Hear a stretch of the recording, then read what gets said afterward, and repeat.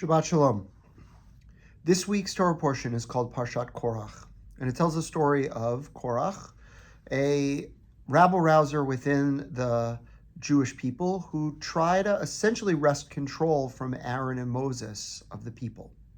Now, one of the hard, difficult things really about understanding what Korach does wrong is that on the surface, Korach's claim is not so bad.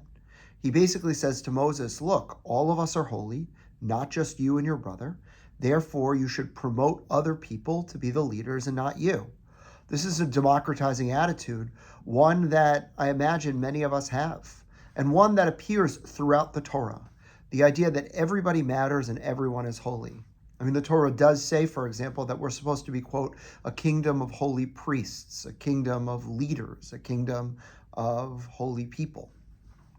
And for that exact reason, it's hard to understand what exactly it is that would cause God to punish Korach for that claim.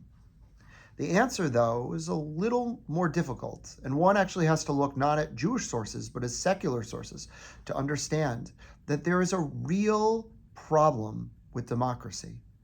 Now, democracy is the idea that everybody counts and everybody does matter, and everyone has the potential, if they kind of elect themselves, to potentially be the leader. But as Plato taught at the end of the Republic, one of the problems with democracies is that they can often devolve into tyranny.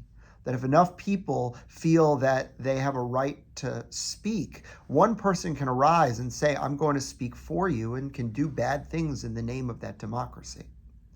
The problem with Korach was not that he believed that everybody was important, but rather that he was looking for a loophole to exploit the fact that everyone is important so that he could magnify himself as the tyrannical leader that the Torah sees him to be. One has to be careful with people who promote themselves above all others and say, only I can lead, only I can guide, only I can fix things.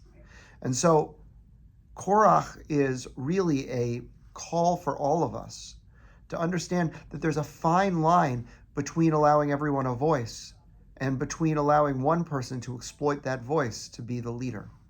And that sometimes the structures that are in place to keep things in order, the bureaucracies or the leaders that have already been chosen, can sometimes be the greatest impediment toward tyranny.